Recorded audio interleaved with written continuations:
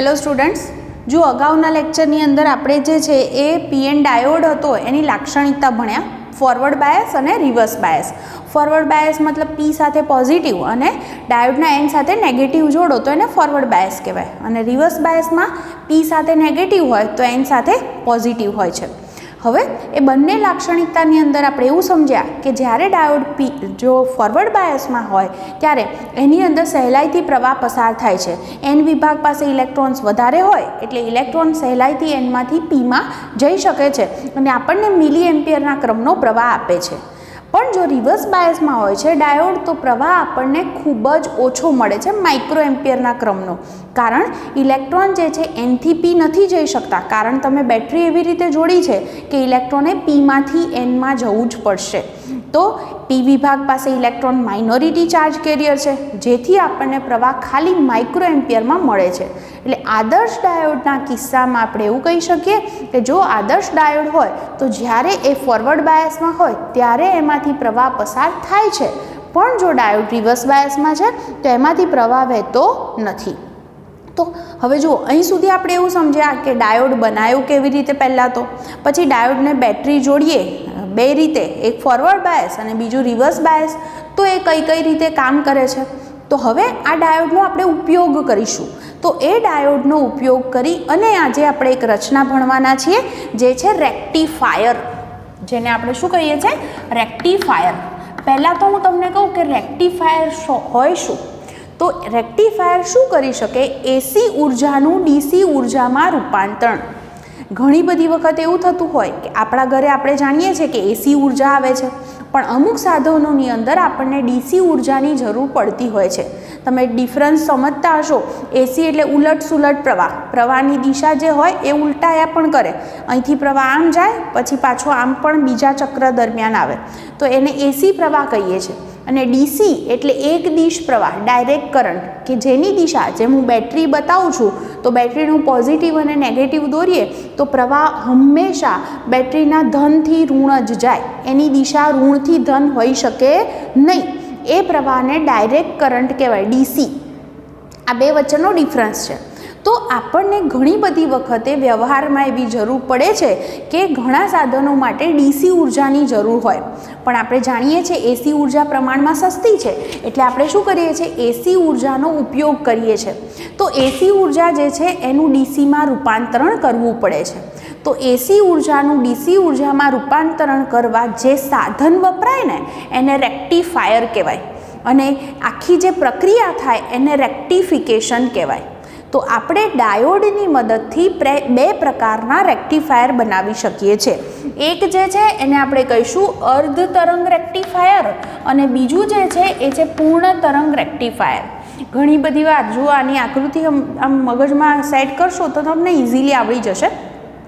ઘણી બધી વખતે આ લોકો એવું એક્ઝામની અંદર એવું પણ કરી શકે કે બંને જે રેક્ટિફાયર છે એની માત્ર વિદ્યુત પરિપથ દોરવાનો પણ કહી શકે. તો તમને ખ્યાલ હોવો જોઈએ કઈ રીતે આપણે પરિપથ દોરીએ છીએ. જુઓ, અર્ધ તરંગ રેક્ટિફાયર માટે એક જ ડાયોડનો ઉપયોગ કરીએ છીએ, જ્યારે પૂર્ણ તરંગ રેક્ટિફાયર બનાવવા માટે આપણે બે ડાયોડની મદદથી એ રચના બનાવશું. તો જોજો શું કરીએ છીએ અહીંયા આગળ. પહેલું તો વસ્તુ એટલી છે કે રેક્ટિફાયર કરે છે શું? એસી ઉર્જાનું ડીસી ઉર્જામાં રૂપાંતરણ.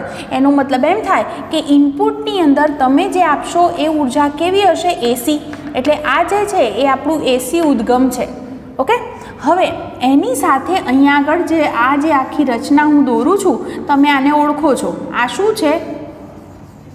ટ્રાન્સફોર્મર. આટલી જે રચના છે ને, આટલી રચનાને શું કહેવાય છે? ટ્રાન્સફોર્મર. આ એનું પ્રાઇમરી ગૂંચળું અથવા પ્રાથમિક ગૂંચળું કહેવાય, અને આને આપણે સેકન્ડરી ગૂંચળા તરીકે ઓળખીએ છીએ. આ જે છેડો છે એનું નામ હું એ આપી દઉં ને આ છેડાનું નામ બી આપું છું. અહીંયા આગળ આપણે એક ડાયોડ મૂકશું.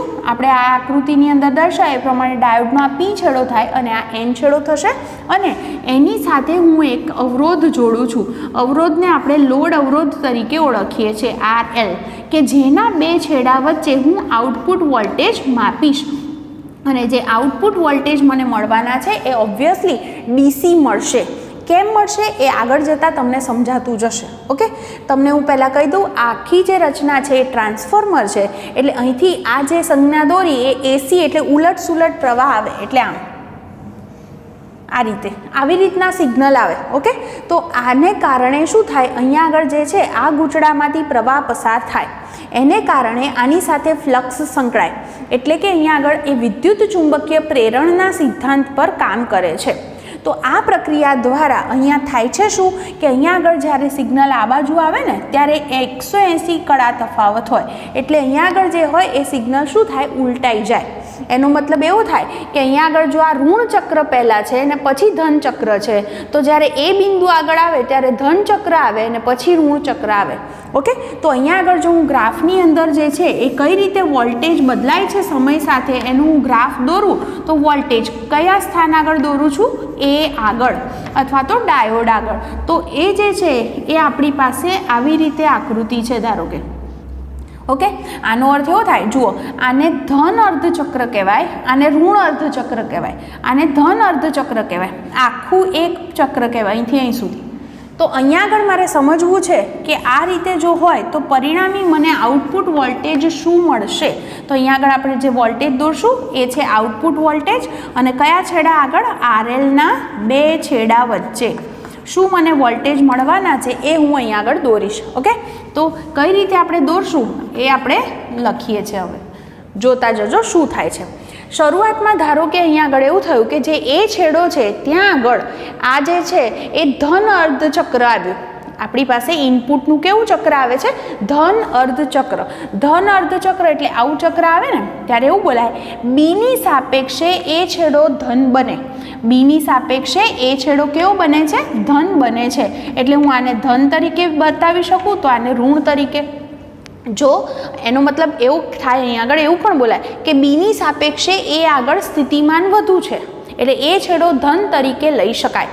તો જુઓ ને હવે થાય છે શું, ડાયોડના P સાથે પોઝિટિવ જોડાય છે અને N સાથે અહીંયા આગળ નેગેટિવ જોડાય છે. તો આપણો ડાયોડ કયું બાયસ થશે, ફોરવર્ડ બાયસ. અને જ્યારે ડાયોડ ફોરવર્ડ બાયસમાં હોય ત્યારે આપણે જાણીએ છીએ એમાંથી પ્રવાહ આમ જશે, અહીંથી પ્રવાહ આમ જશે, બરાબર, અહીંથી આમ જઈ અને ફરી પાછો અહીં આવશે.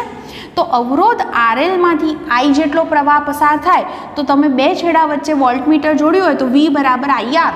તો I જેટલો પ્રવાહ વહેતો હોય તો I × RL ગુણાકાર જેટલા અહીંયા વોલ્ટેજ મળશે.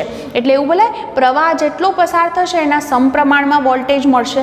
તો એનું હું અહીંયા ગ્રાફ દોરું તો આવો ગ્રાફ બને કે જે રીતે પ્રવાહ પસાર થયો એના સમપ્રમાણમાં અહીંયા આગળ મને વોલ્ટેજ મળશે. તો આવો ને આવો અહીંયા આગળ મને આઉટપુટ મળશે.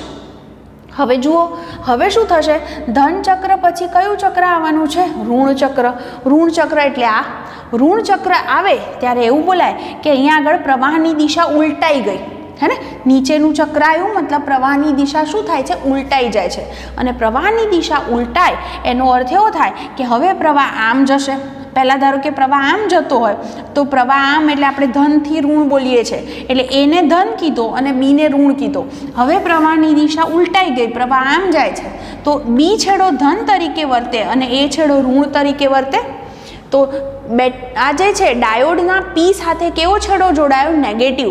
અને P સાથે નેગેટિવ જોડાય તો ડાયોડ કયું બાયસ થાય, રિવર્સ બાયસ. અને આપણે જાણીએ છીએ કે જ્યારે ડાયોડ રિવર્સ બાયસ સ્થિતિમાં હોય ત્યારે પ્રવાહ બહુ જ ઓછો હોય છે, નહિવત. એટલે કે આદર્શ ડાયોડના કિસ્સામાં એવું કહી શકાય કે પ્રવાહ વહેતો નથી. તો અહીંયા પ્રવાહ નથી પસાર થતો, એટલે આ ચક્ર દરમિયાન પ્રવાહ નથી પસાર થતો. જો I બરાબર 0 તો V પણ 0, એટલે તમને કંઈ જ આઉટપુટ મળશે નહીં. હવે કયું ચક્ર આવશે, પાછું ધન ચક્ર, હે ને. એટલે ફરી પાછું ધન ચક્ર આવે. ધન ચક્ર આવે એટલે એને કારણે પ્રવાહ આમ જાય તો અહીંયા આગળ ફરીથી કહી શકીએ એ છેડો ધન તરીકે વર્તે તો બી છેડો ઋણ તરીકે. પાછો આપણો ડાયોડના P સાથે પોઝિટિવ જોડાયો એટલે ડાયોડ ફોરવર્ડ બાયસ થયો, એટલે પ્રવાહ અહીંથી આમ જશે, X Y આમ આ દિશામાં જશે. એટલે એને કારણે ફરી પાછો અવરોધમાંથી પ્રવાહ પસાર થયો, અને પ્રવાહ પસાર થાય તો તમને આઉટપુટ વોલ્ટેજ મળે. એનો અર્થ એવો થાય કે ધન ચક્ર દરમિયાન ફરીથી તમને આઉટપુટ મળે છે. હવે પાછું ઋણ ચક્ર આવશે. ઋણ ચક્ર આવે એટલે ફરી પાછો ડાયોડ રિવર્સ બાયસ, પ્રવાહ વહેશે નહીં. તો આવું સતત ચાલ્યા કરે. તો જ્યારે આવું ચાલ્યા કરે છે તો તમે જોઈ શકો છો કે તમે ઇનપુટનું જે આખું ચક્ર આપ્યું પણ ખાલી અડધા દરમિયાન ધન અર્ધચક્ર દરમિયાન જ તમને આઉટપુટ મળ્યો, ઋણ દરમિયાન આઉટપુટ મળતો નથી. એનો અર્થ એવો થાય કે આપણને ઇનપુટનું આખું ચક્ર આપીએ પણ અડધા દરમિયાન જ આઉટપુટ મળે છે, માટે આપણે એને અર્ધ તરંગ રેક્ટિફાયર તરીકે ઓળખી શકીએ.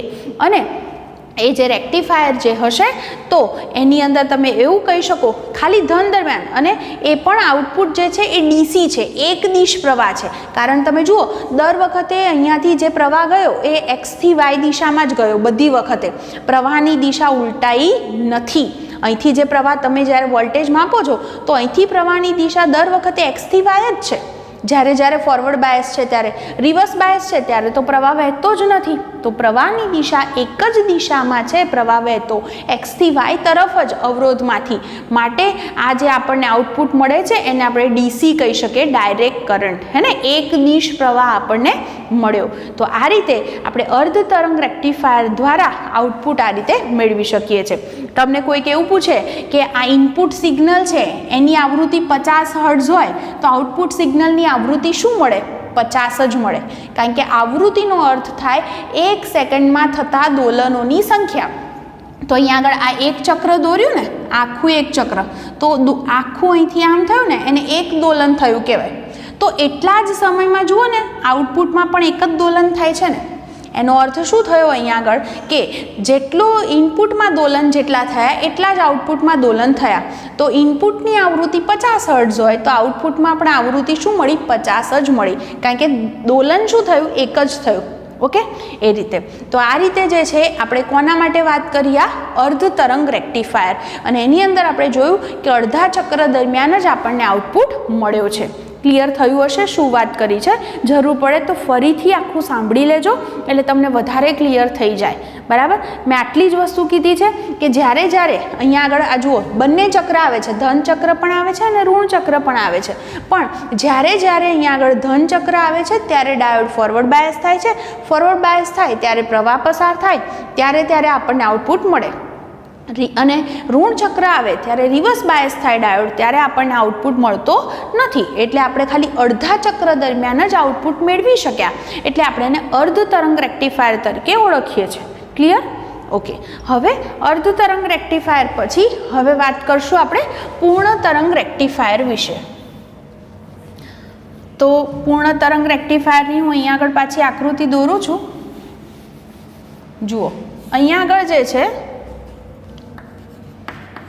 ફરી પાછું આપણું આ ટ્રાન્સફોર્મર તો છે જ, હે ને, પ્રાઇમરી ગૂંચળું હોય એનું સેકન્ડરી ગૂંચળું હોય. હવે અહીંયા આગળ શું કરીએ છીએ એ બહુ ધ્યાનથી જોજો.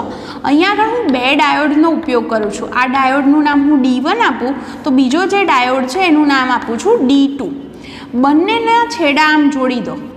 બરાબર, અને એનો જે કોમન છેડો હોય એની સાથે અહીંયા આગળ આપણે લોડ અવરોધ RL જોડીશું.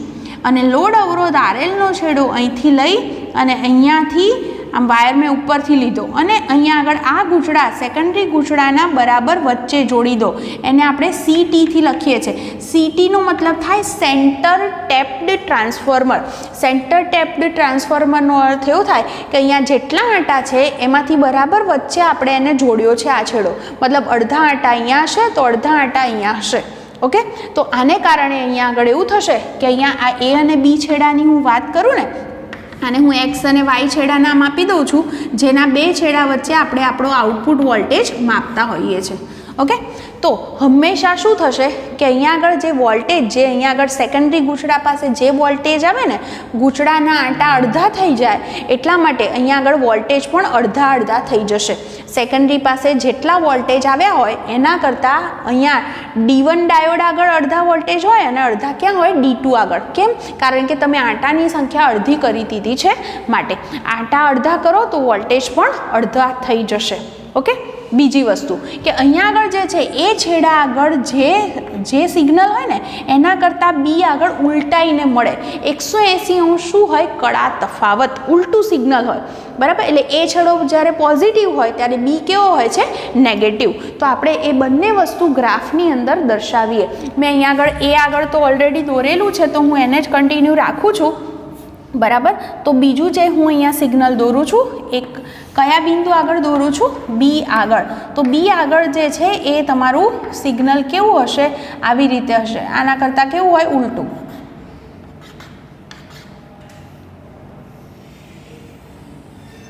બરાબર, આ રીતે ઉલટું હશે. અને પરિણામી જે છે એ આઉટપુટ વોલ્ટેજ શું મળશે? એનું આપણે ત્રીજું સિગ્નલ જે છે એ V0 મતલબ કયા સ્થાને? RLના બે છેડા વચ્ચે. તો એ સિગ્નલ કેવું મળશે એ આપણે અહીંયા આગળ દોરવાના છીએ. ઓકે, આપણે પૂર્ણ તરંગ રેક્ટિફાયર વિશે વાત કરી રહ્યા છીએ. જુઓ હવે શું થશે સમજો. તમને આકૃતિની અંદર તો સમજ પડી ગઈ હશે. શું કર્યું? સેકન્ડરી ગૂંચળાના બે છેડાની બરાબર વચ્ચેનો છેડો છે એ અહીંથી લઈ અને આપણે અવરોધ RL સાથે જોડ્યો છે. એટલે આને સેન્ટર ટેપ્ડ જોડ્યું છે સેન્ટરમાં બરાબર વચ્ચે. સેન્ટર ટેપ્ડ ટ્રાન્સફોર્મર કહેવાય. એટલે અડધા આંટા આ બાજુ છે અને અડધા આંટા આ બાજુ છે. આંટા અડધા થાય ટ્રાન્સફોર્મરમાં તો વોલ્ટેજ પણ અડધા થઈ જાય. એટલે આ બે છેડા વચ્ચે ટોટલ જે વોલ્ટેજ સેકન્ડરી ગૂંચળાના બે છેડા વચ્ચે આવે એમાંથી અડધા અહીંયા હોય અને અડધા અહીંયા વોલ્ટેજ હોય. બે વચ્ચે શું થયા? વહેંચાયા. ઓકે, ચલો પહેલી વાત હું કરું કે ધારો કે એ આગળ પહેલું ધન ચક્ર આવ્યું. આ જે છે ધન ચક્ર આવે તો બી આગળ કેવું ચક્ર આવે છે? ઋણ ચક્ર. તો એનો અર્થ એવો થાય કે એ છેડો ધન તરીકે વર્તે તો એ સમયે બી છેડો ઋણ તરીકે વર્તે છે. હવે જુઓ તો આ જે આપણો ડાયોડ છે આને હું પી અને એન છેડા લખી નાખું તો જોઈ શકો છો ડાયોડ D1ના પી સાથે પોઝિટિવ છે તો અને તો આ ડાયોડ D1 આપણો ફોરવર્ડ બાયસ થશે. તો સામે જુઓ D2 પી સાથે નેગેટિવ છે તો ડાયોડ D2 રિવર્સ બાયસ થશે. આપણે જાણીએ છીએ આદર્શ ડાયોડ માટે કે જે ડાયોડ ફોરવર્ડ બાયસ હોય એમાંથી પ્રવાહ પસાર થાય પણ ડાયોડ રિવર્સ બાયસમાં હોય તો એમાંથી પ્રવાહ વહેશે નહીં. તો આમાંથી પ્રવાહ નથી વહેતો તો હું આને સંતાડી દઉં છું એટલે કે અહીંયા સર્કિટ કટ થઈ ગઈ એવું વિચારો. તો હવે પ્રવાહ જે છે એ કઈ બાજુ જશે? જુઓ અહીંથી જે છે પ્રવાહ આમ ગયો. ઓકે, ત્યાંથી પ્રવાહ અહીં આવશે. અહીંથી ખરેખર એને જવા માટે બે માર્ગ મળે. એક આ માર્ગ છે અને બીજો અહીંયા નીચે માર્ગ છે. પણ અહીંથી જો પ્રવાહ આમ જવા જાય તો અહીંયા તો કોઈ પ્રવાહ નથી જતો એટલે સર્કિટ કટ થઈ ગઈ છે. તો બધો પ્રવાહ અહીંથી ક્યાં જશે? અવરોધ RLમાંથી X થી Y દિશામાં, ત્યાંથી અહીં થઈ અને અહીંથી સેન્ટર ટેપ અને ફરી પાછો એ. સમજાયો તમને માર્ગ? એથી ક્યાં ગયો? ડાયોડ D1 થી લઈ અહીં નથી જઈ શકતો. ક્યાં જશે? X થી Y, ત્યાંથી અહીંથી ફરી પાછો તમને વાયર જ્યાં લઈ જાય ત્યાં જાઓ, સેન્ટર ટેપ અને ફરી પાછો એ. તો X થી Y દિશામાં પ્રવાહ પસાર થયો તો આપણને વોલ્ટેજ V બરાબર IR મુજબ આઉટપુટ વોલ્ટેજ મળશે. તો ઇનપુટને અનુરૂપ આપણને આઉટપુટ મળ્યો. આ ધન ચક્રની વાત થઈ. હવે એ આગળ ઋણ ચક્ર આવશે અને બી આગળ ધન ચક્ર આવશે. મતલબ કેવો અર્થ થાય કે બી ધન તરીકે વર્તે અને એ ઋણ તરીકે. તો જો D1 ડાયોડ જે છે, ચલો હું લખ્યું ને આઉટપુટ કોને લીધે મળ્યો? D1 ને લીધે, રાઈટ? ચલો તો D1 છે એ કેવું બાયસ થશે? હવે રિવર્સ બાયસ. અને D2 કયું બાયસ થાય છે? Forward bias. તો એનો અર્થ કે D1 માંથી પ્રવાહ વહેશે નહીં. તો D2 માંથી પ્રવાહ ક્યાં જશે? જુઓ B થી અહીંયા D2 જશે, D2 થી પ્રવાહ અહીં જશે. અહીંથી જુઓ બે ભાગ પડે. પ્રવાહ ઉપર જાય ને આમ તો અહીંથી જવા રસ્તો મળતો નથી એટલે બધો પ્રવાહ અહીંથી આમ જશે X થી Y, ત્યાંથી અહીંયાથી આમ સેન્ટર ટેપ અને ફરી પાછો B. તો એનો અર્થ એવો થાય કે હવે પ્રવાહ પસાર થયો. કઈ બાજુ થયો? X થી Y.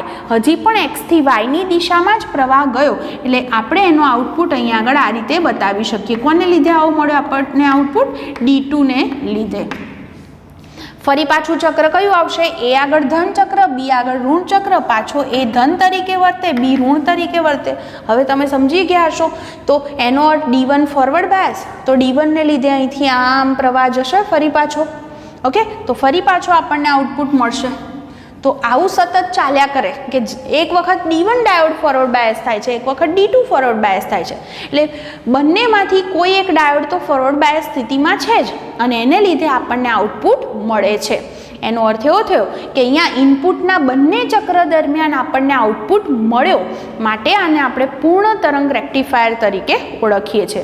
અને કેમ મેં અહીંયા નીચે આમ નથી દોર્યું? કારણ કે તમે ધ્યાનથી ફરીથી જુઓ કે જેટલી વખત પ્રવાહ જાય છે એ પ્રવાહ એક જ દિશામાં જાય છે. X થી Y જ જાય છે, Y થી X ગયો નથી.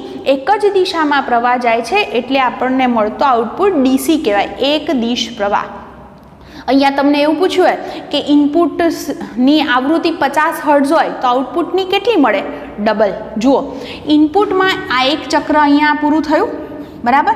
તો એટલા સમયમાં આઉટપુટમાં 2 વખત આ અહીંયા ચક્ર 2 પલ્સ મળ્યા, 1 અને આ 2, એટલે આવૃત્તિ ડબલ થઈ જાય. ઇનપુટમાં 50 હોય તો આઉટપુટમાં તમને કેવી મળે? ડબલ, 100 હર્ટ્ઝ, બરાબર?